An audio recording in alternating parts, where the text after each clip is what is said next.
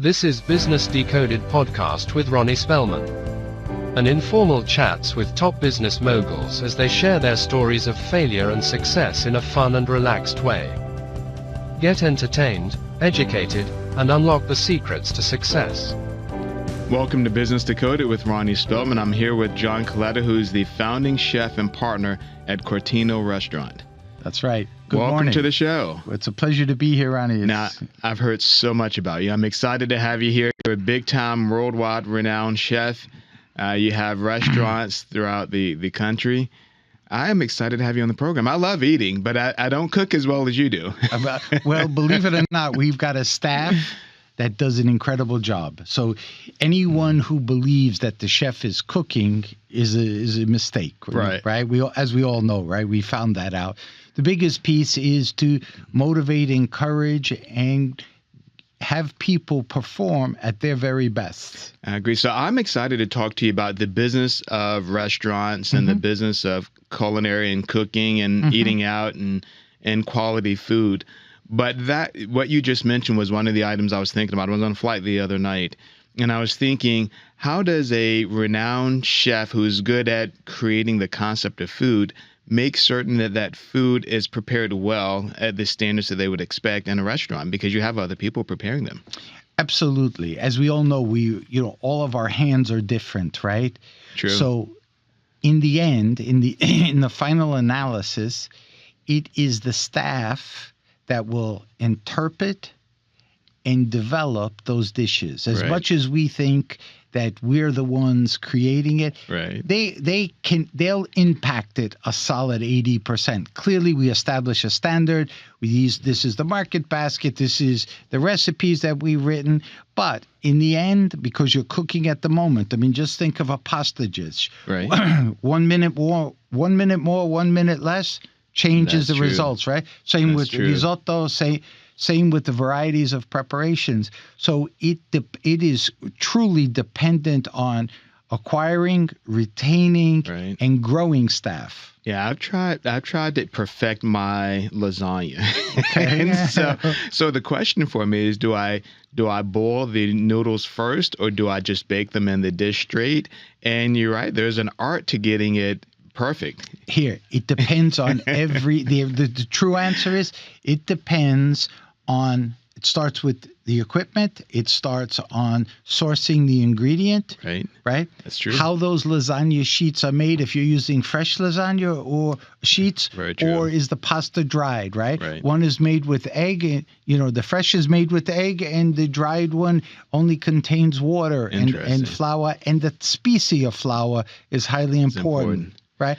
It drives our nutritional value. It drives our health. So I want to get to that nutritional in a moment, but I know you grew up in New York. I've spoken to a lot of my New York friends, and they tell me, Ronnie, baking is all about the water, and we have good water in New York is what they tell me. Well, I'm not so convinced it's about the water. I think water is part of it, right? Clearly, it's an integral part. Everything's important. The flour is important. Every single ingredient impacts what we do. The salt is important, and if we believe that, we put everything under a microscope, evaluate it for its true values, and guess what? The net result is going to be spectacular food. Right. Tell me about your restaurant. So you have locations both here and in Chicago. You've had an amazing career, even having worked at Caesar's Palace. But you grew up in New York. You moved around the country, and now you've landed in Chicago. But tell me about your business. So we opened Quatrino in Chicago in December of 2005, right? Okay. And it has evolved into being one of the largest grossing independent restaurants consistently in the country for the last 10, 12 years. Interesting. And that has been done through the staff. The staff has embraced the values that we've established. Right. One of the core values is fast, efficient service with a lot of personality. How we interact with one another or how we don't interact with one another determines customer frequency. Will they return, right? Coupled with the fact of sourcing high quality ingredients that have meaning to not only in terms of flavor, but nutritional value, right? Now, I know a lot of people and my friends, they ask questions, especially with some of the national chains that might be an upscale but still national chain. The question is, do they prepare the food on site, or is it prepackaged and then essentially warmed up like a TV dinner? I'm not exactly sure. But it sounds like yours is very much created on site, right, from high quality product.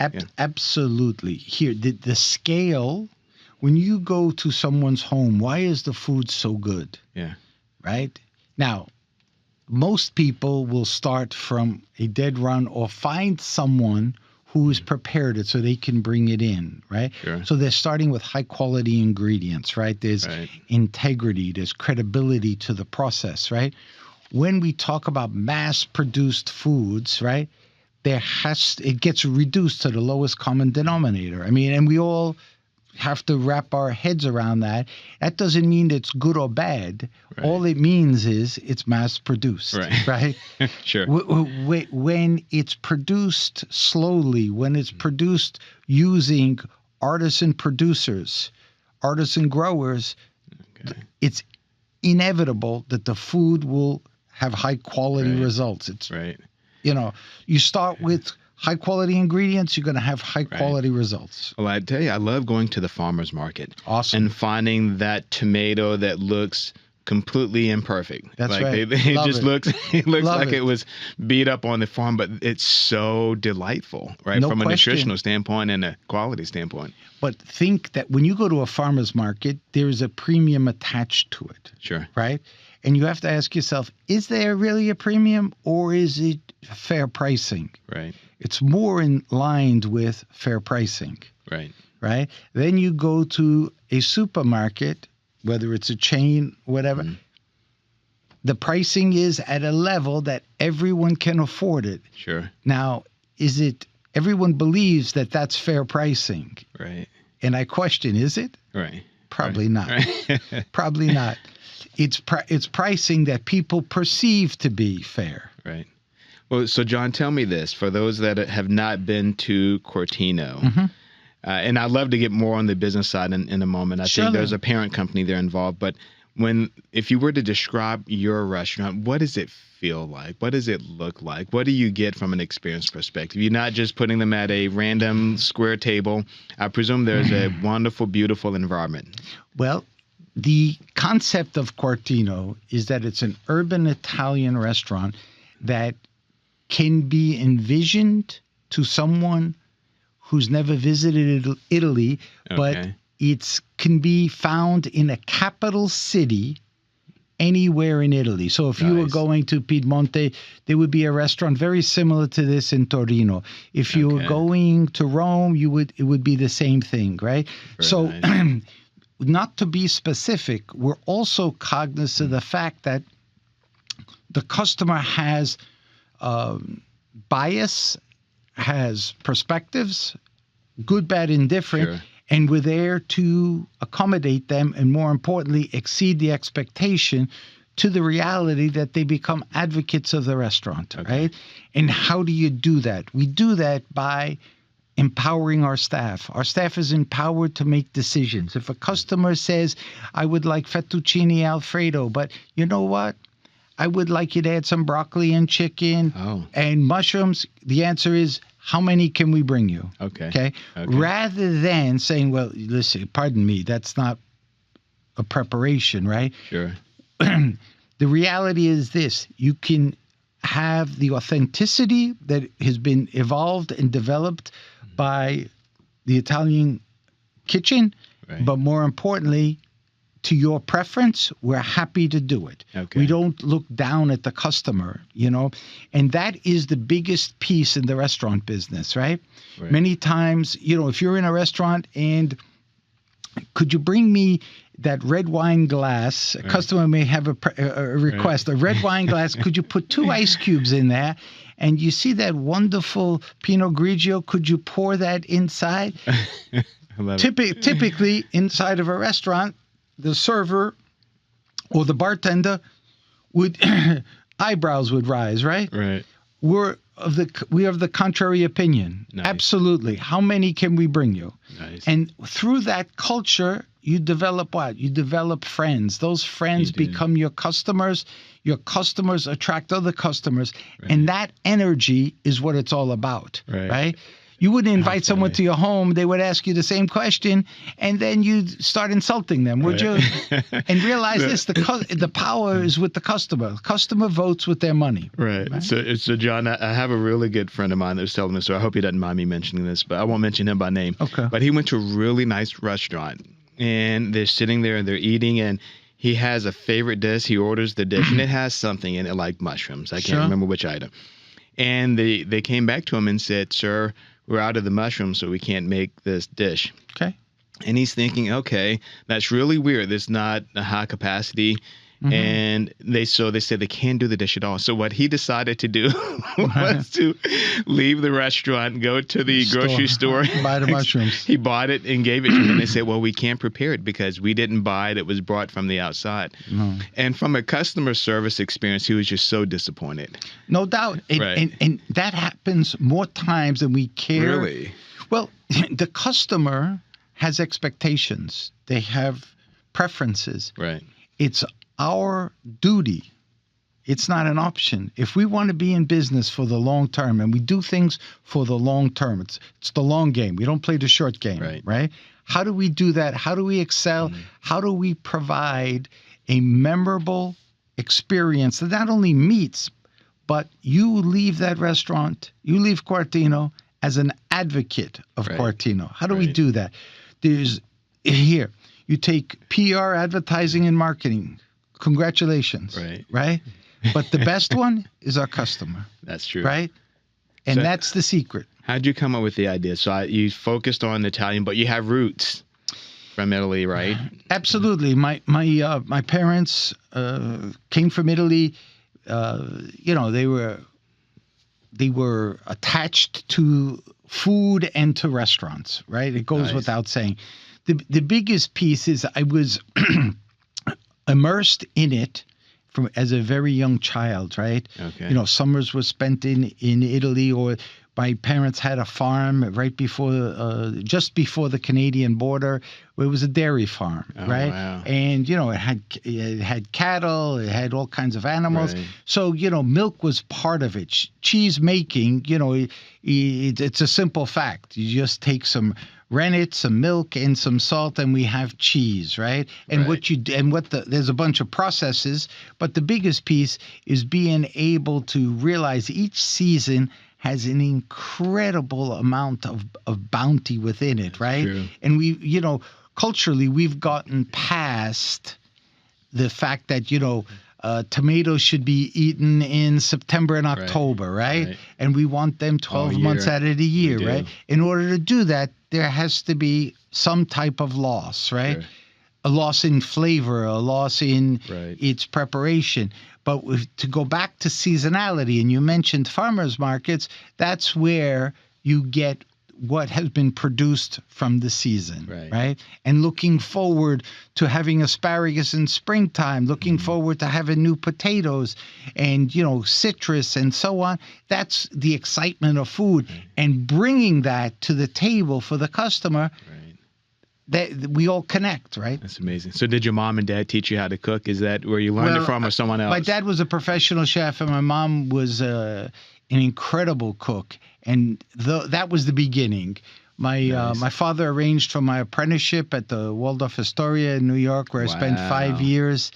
And I had worked in the St. Regis Hotel. Sure. I went on to work in several French restaurants, went to Europe to work. One of my favorite is the St. Regis out in Southern California. And then the Montage. I don't know if you've ever visited the Montage. Great place. Spectacular. But there's a commitment, right? Sure. And if you look at those luxury restaurants and you apply that to everyday restaurants, where you use the market basket of a luxury restaurant, but now you're able to produce high quality food at what I would call approachable pricing.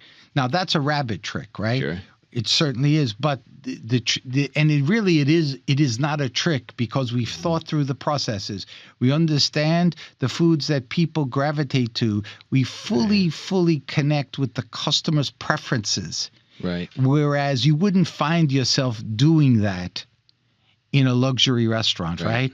This is the menu. This is what we have. And that's great. I love it. I grew up in doing that, right? When I worked in Belgium, when I worked in France, that was the connection, right? So you worked all over the world. Yes.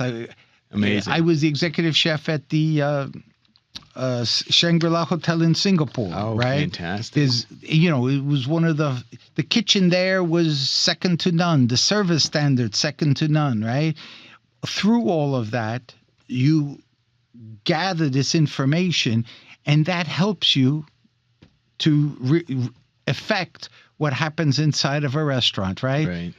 When the server is not empowered to make a decision on food, the customer then feels as though they're not welcomed, right? Right.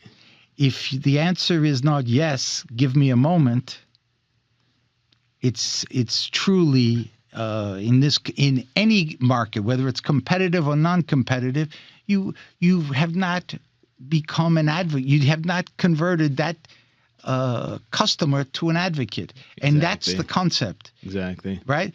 Once we provide a level of service that the customer cannot find anywhere, they will return time and time again. Right. And more importantly, we want them to bring their family, friends, associates, and colleagues to experience what they've experienced. Right. Now, how did you coordinate getting that first job, it sounds like, at Waldorf? So your father was involved. My and that father was your helped. First, how old were you at the time? I was a kid. I was 14 years old. You were 14? Oh, gosh. Yeah. You were young. I was a kid. Okay. I was a kid. I'm still a kid. Now, did you get that with your father pushing you to do it, or was it something that you really wanted to? He didn't want me to do it. He did not? No, my parents were totally against it.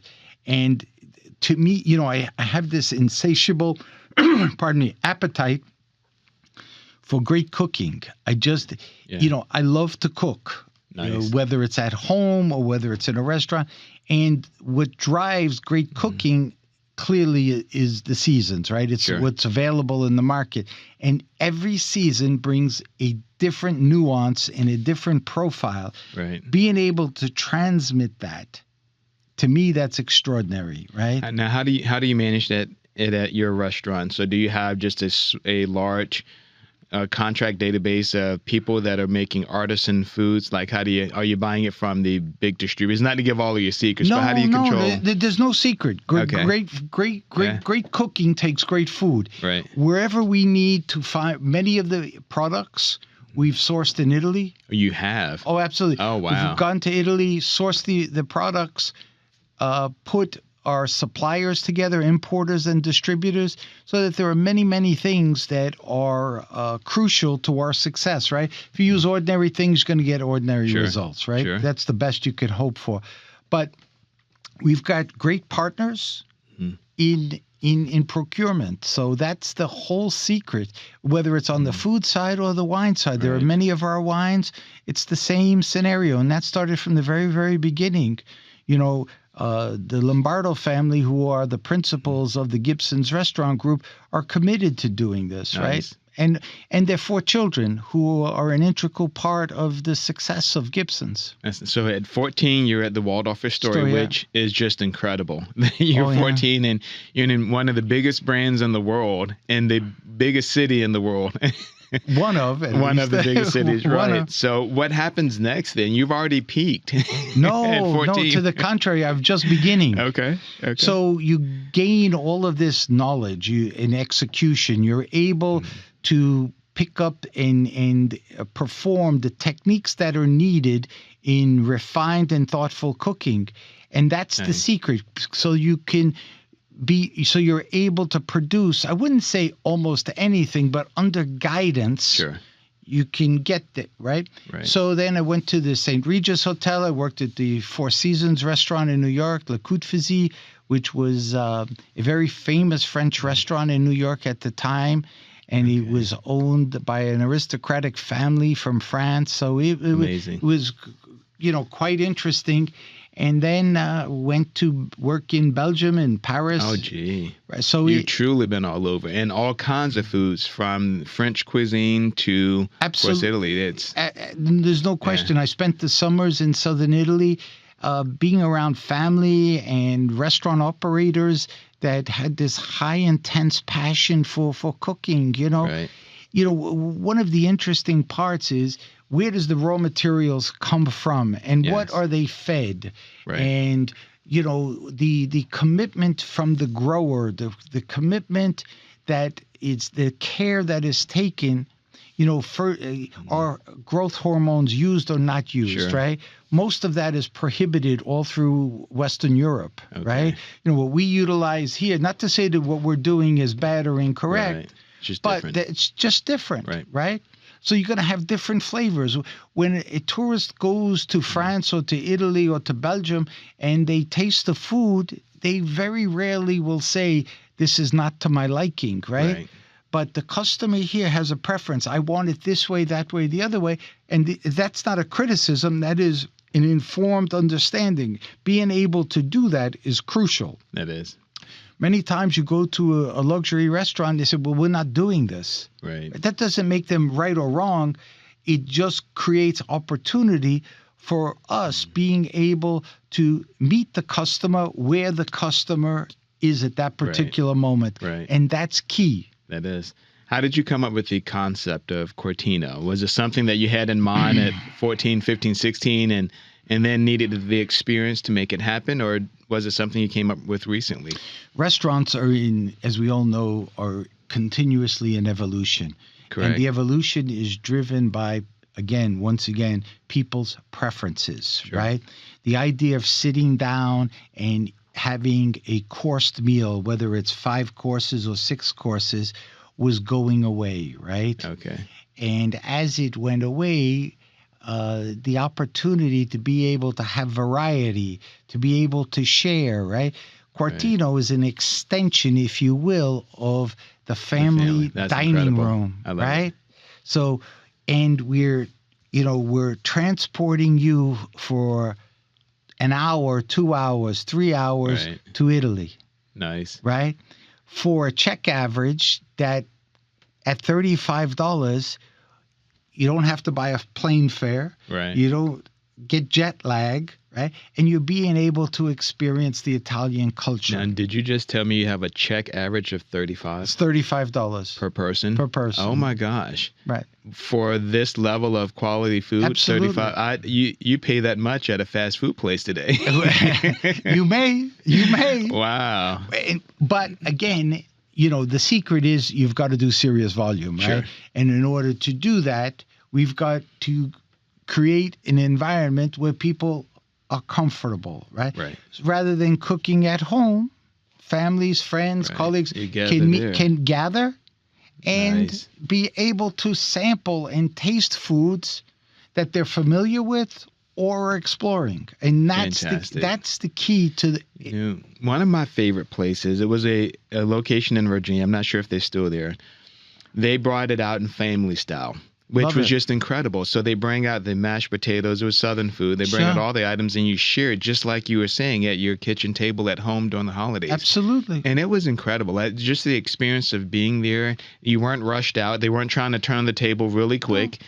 And you could just enjoy it like you were at home. Absolutely. Yeah. And, think of the time that to cook well, you need time. You do. Right? Yeah. You need to source the product. Right.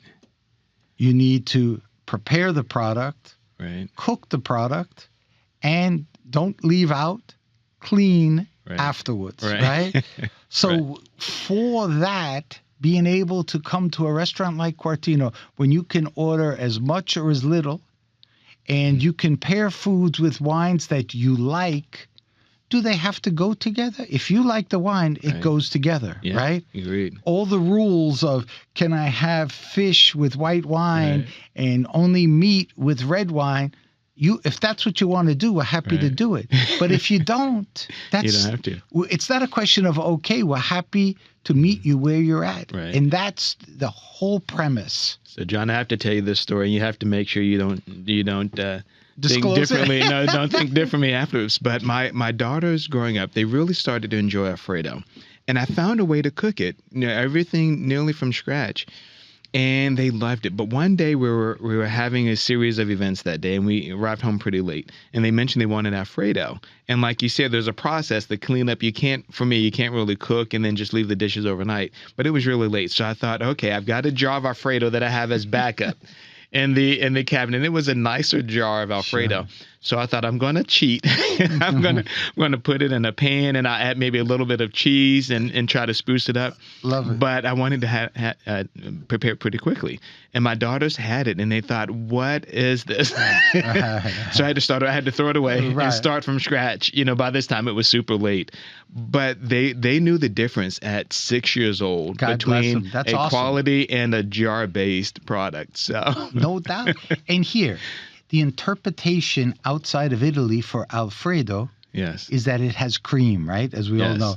Inside of Italy, it's just butter and Parmigiano. That's it. Beginning and end of story. But if we were to produce this product, we would be making a gross error. The customer has gotten used to Alfredo having cream, right? Some people add garlic. They do what they do. But that is not for us to judge. Right. And you don't have to go too far from Italy, where you go into a brasserie, there will be spaghetti bolognese. Okay, love it. Now you tell that to an Italian, it's tagliatelle with bolognese. Okay?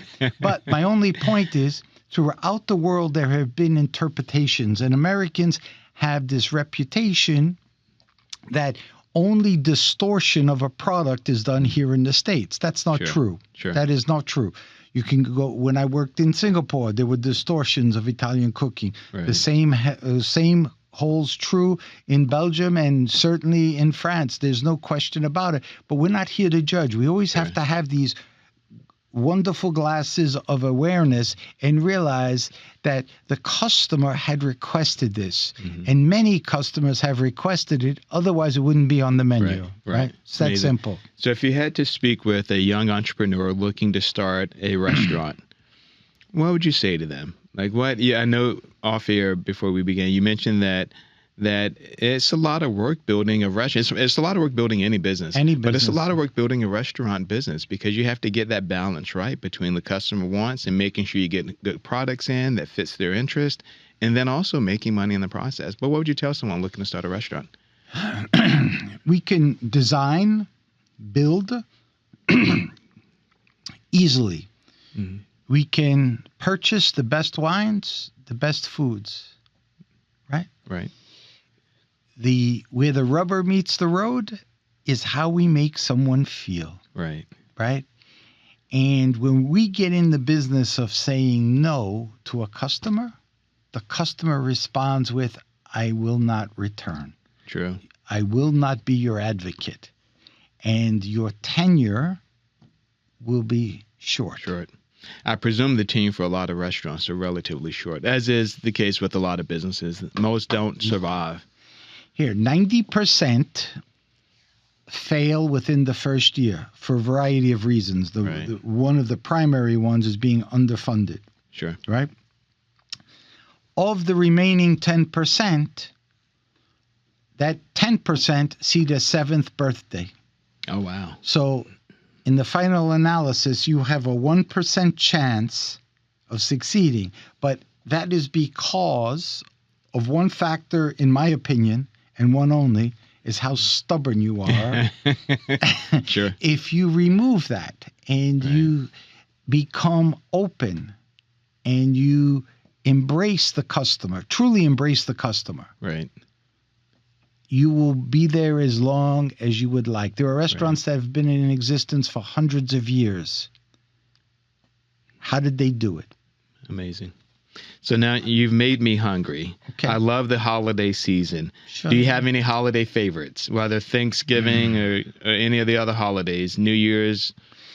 In fact, I'm glad you mentioned that. I'm getting ready to place the order for, it's tradition in our home to have fish and seafood on the 24th of December, right?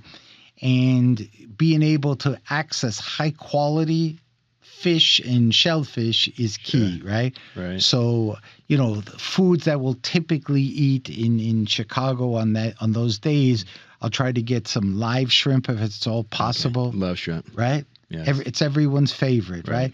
Being able to get shrimp scampi. Oh, love it, right? And being able to access some fresh lake fish because we're pretty close there, right? So pike and those kinds of fish are readily available. Also halibut. The branzino that comes into the country is farmed, right? So it's not that I don't like it. I would prefer to find locally what is super, super fresh and to the highest quality. So fish is certainly on the front burner these days. Nice. So I was visiting a farm here in Texas. And the farm was created, it's several hundred acres. It was created to help young people understand where food comes from. Awesome. Because for so many people, especially in the cities, if you ask them where a particular product, asparagus or tomatoes, where it grows, they'll tell you in the grocery store. Yeah, right. They've not been to a farm. They also have live animals. They get to see the chickens and the eggs, and it's just amazing to see what they're doing to bring an understanding of food. But one of the items you mentioned earlier was the buy-up for nutritional value. Mm-hmm. And I'm amazed at what you're doing in your restaurant to create that value and experience for the customer. If you believe the farming that is outside, that's in Western Europe, is typically of a higher standard, right? How does that translate? There's this thinking within the blue zones of the world, which are one of them is certainly Sardinia, the other one is Ikaria in Greece, there's Okinawa in Japan, in Baja in California. So these are pockets where longevity is certainly someone living to be 100. Spectacular, right?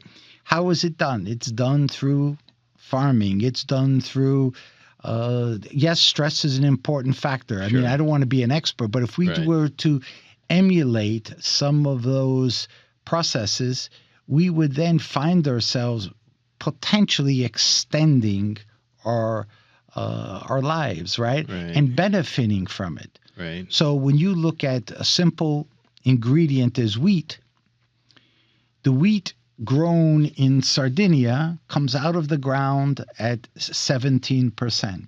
Okay. With protein. Why is that an important factor? In order to make bread, it must be at a minimum of 12%. Here in the States, because of the adopted farming methods, and this is no criticism, it's just an observation, it comes out of the ground somewhere in the neighborhood of 7-8% protein level. So it has to be enriched. Okay.